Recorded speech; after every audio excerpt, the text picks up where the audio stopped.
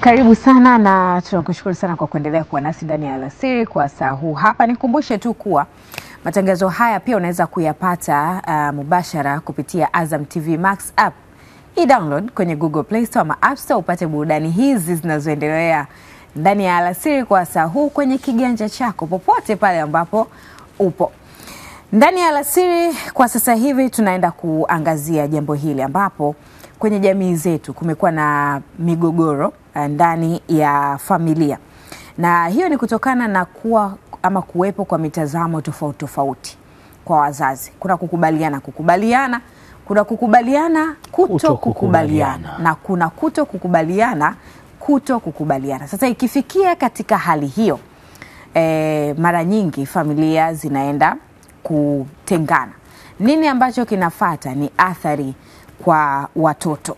Sasa wazazi wao kutokukubaliana kwao kunawafanya washindwe kumlea vizuri mtoto wao. Tunachoenda kukiangazia hapa sasa ni kuhakikisha kuwa au ni kwa namna gani wazazi wanaweza kuangalia namna sahihi za kwenda kulea watoto wao licha ya kutokuwa licha ya kuwepo kwa migogoro ama kuwepo kwa tofauti ndani ya familia zetu. Tuko naye hapa afisa ustawi wa jamii Joyce Maketa. Karibu sana.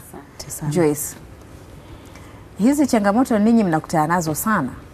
Ukiacha kesi ambazo zinawafanya muangalie watoto wakati mwingine, lakini hii tu migogoro ndani ya familia mnakutana nayo sana. Pengine kwa sasa hivi hali ipoje? Ya, kwa upande wa changamoto ambazo unazizungumza zinajitokeza, naweza nisiweze kuwa na kwa kiasi gani, lakini zipo. Okay. Zipo changamoto zinajitokeza kwa sababu tunapokea. Pale ambapo unapokea mashauri, unapokea migogoro, maana yake yapo, yanafanyika. Kwa hiyo ni kuhakikisha tu kwamba yanayokuja yanapata ufumbuzi ili kusudi mambo mengine yaweze kuendelea. Nani aina ipi ya migogoro ambayo imekuwa ikija sana? Ya, migogoro mingi ambayo imekuwa ikipokelewa ni migogoro mingi inakuwa ni ya madai ya matunzo. Kwa sababu madai ya matunzo yanakuja pale ambapo sasa tayari familia zina migogoro, kuna migongano, na kushakuwa kama ulivyosema mwanzo kwamba wanapokuwa wanapishana wanakosa nafasi ya kuangalia watoto.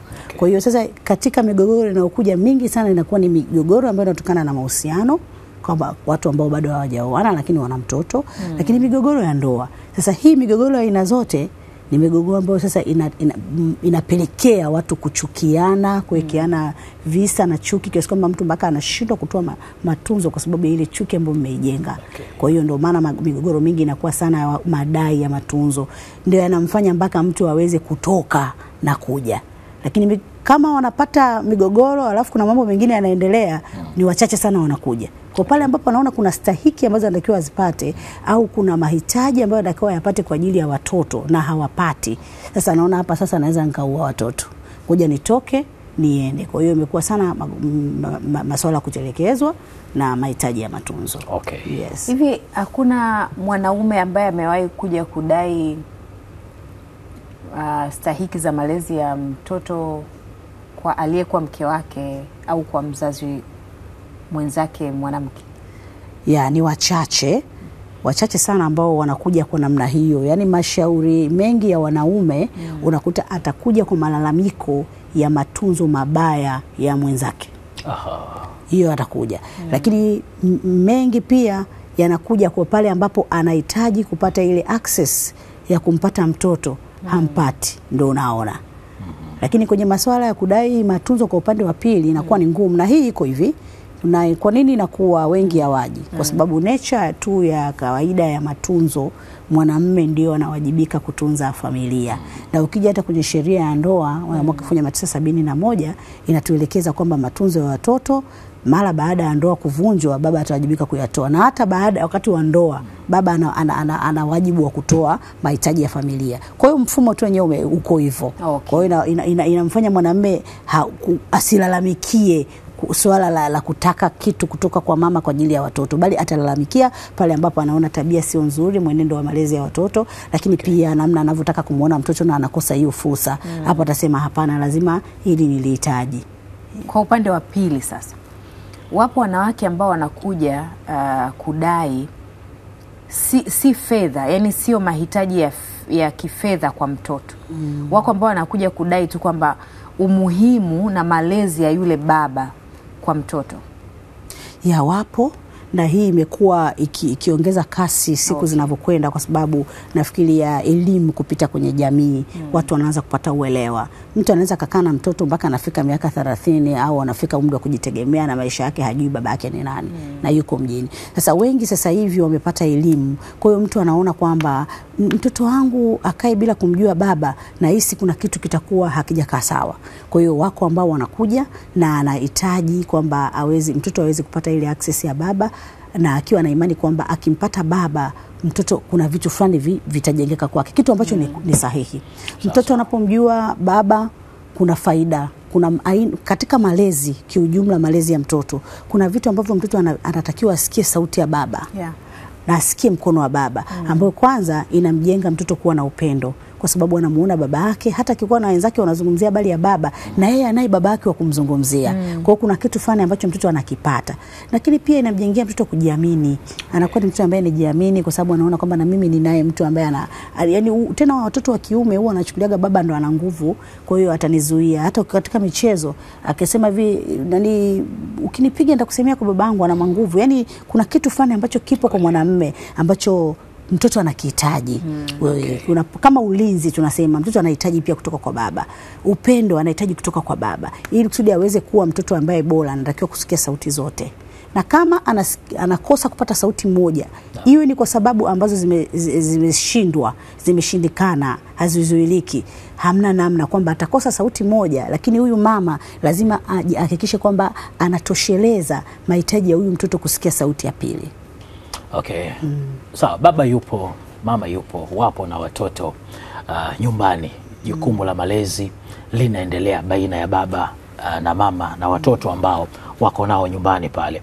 Je, ni kawaida kwa wazazi hawa sasa kutokubaliana katika malezi?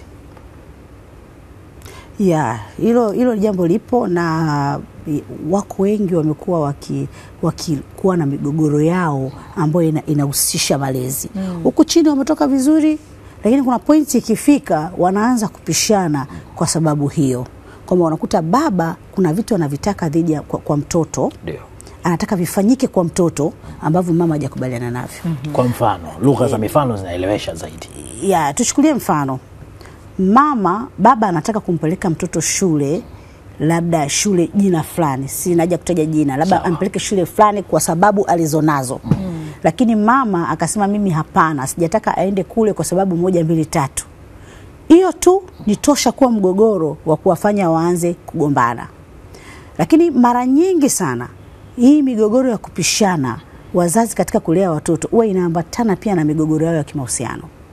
Kama wako vizuri, wanaongea vizuri, wanaongea lugha moja na maanisha, wanapofanya maamuzi lazima watasikilizana. Kwamba mtu anaweza kusema mimi nataka hiki, nataka nimpeleke shule hii, sawa? Lakini huyu anasema hapana bwana, asipelekwe huku, apelekwe huku kwa sababu hizi na hizi na hizi. Mnatoka lugha moja. Kwa hiyo mnakubaliana, safari inaenda. Pale ambapo mnakuwa mna sauti ambazo hazifanani, hiyo ndio changamoto kubwa sana, na hii imeleta shida sana kwenye malezi, kwa sababu mpaka watoto wamewagawa wazazi. Unakuta kuna mzazi mpaka anafikia hatua anakosa kuwa na mawasiliano na mzazi wa pili kwa sababu ya issue ya mtoto tu. Sasa changamoto inayokuja hapa, mtoto ndio anayepata tabu. Mtoto ataenda kwenye hiyo sauti ya pili, lakini kumbe hiyo sauti ya pili ni sauti ambayo haijamwangalia vizuri. Nitoe mfano mmoja ambao kwenye jamii uko sana sasa hivi.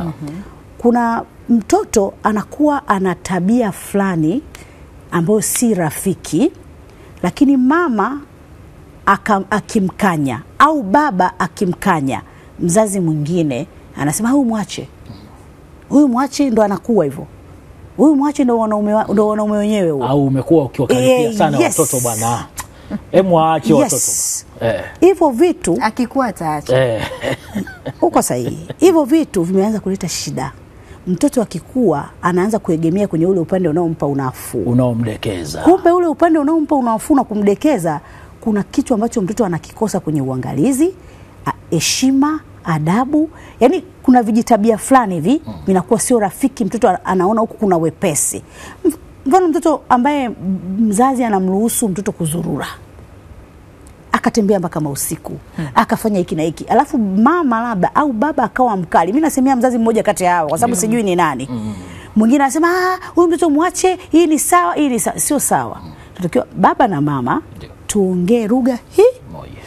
Baba akisema hapana, akienda kwa mama ikute hapana.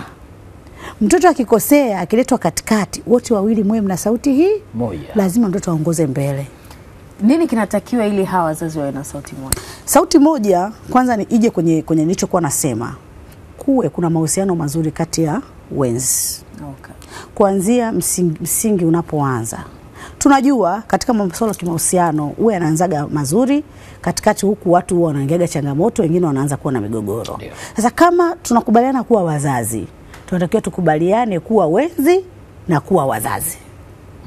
Ili kusudi hata tunapokuwa tunamaliza mahusiano au mahusiano yanalega, mfumo wetu wa malezi ya watoto ubaki pale pale bila kuingiliwa. Sasa wengi wamekuwa wakichanganya mahusiano na malezi. Ni vitu ambavyo vinatakiwa viende pamoja, kwa sababu kama mahusiano yakiwa mabaya, manake malezi hayawezi kuwa mazuri kwa watoto. Manake nitaomba hata ila mboga sitapata kwa sababu tuligombana. Unaelewa? Kwa hiyo lazima viende pamoja, kwamba tusuluhishe migogoro tulionayo, tumalize changamoto tulizonazo, tuondoe tofauti tulizonazo, ili kusudi tuweze kupata kuwa na maamuzi mazuri kwa hawa watoto, ili mambo mengine yaweze kwenda. Yes. Kuna jambo moja ambalo nadhani inabidi tulifahamu vizuri. Ndio. Ukipata kusikia historia ama story ya mtoto ambaye wazazi wake walitengana, akalelewa na mama yake, huyu mtoto ni mara chache sana kujua kuhusu upande wa baba yake. Yani kumhusu baba yake na familia yake.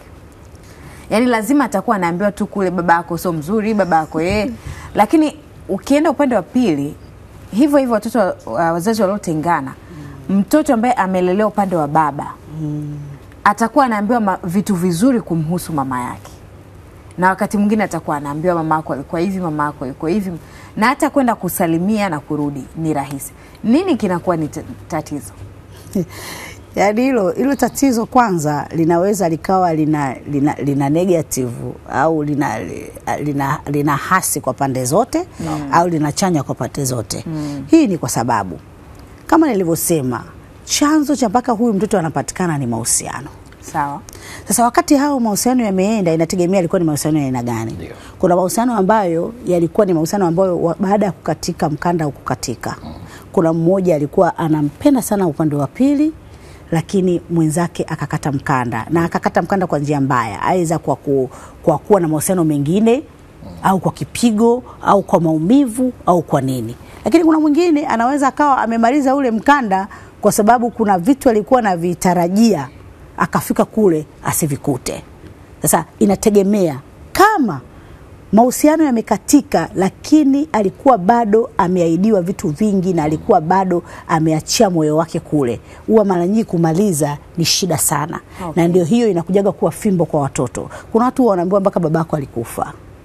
Kwa sababu hataki mahusiano kati ya wewe na yule, kwa sababu ya kile kilichokuwa kinamuumiza kwenye moyo au kile alichokipitia. Kwa unakuta upande wa pili kuna vitu ambavyo vinaleta shida sasa kwa huyu mtoto. Kwa hiyo imekuwa common, so ni kitu ambacho kinajitokeza sana. Na kuna mwingine anaweza akasema kwamba mimi nilikuwa sitaki kumpa mtoto kwa sababu nilikuwa sitaki kuonana naye kabisa. Kwa kifupi tukuto kukubaliana huku kuna athari ipi kwa mtoto? Kuna athari kubwa sana. Athari ya kwanza mahusiano ya kijamii, yani ndani ya familia na koso mazuri. Aidha kuna upande wa mwanamume ambao utakuwa unamkubali yule mwanamke Umeona? Lakini wakashindwa kufanya chochote kwa sababu ya hicho kitu. Kwa hiyo mkanda unakatika. Mama anaweza kabaki na mtoto peke yake au baba kabaki na mtoto peke yake. Kwa hiyo mtoto anashindwa kuwa na mahusiano ya kuwa na malezi na mapenzi kwa wazazi wote wawili. Hilo la kwanza. Kwa hiyo mtoto anaweza akawa mtoto ambaye hapendi watu, kwa sababu kuna chuki zinajengwa mle.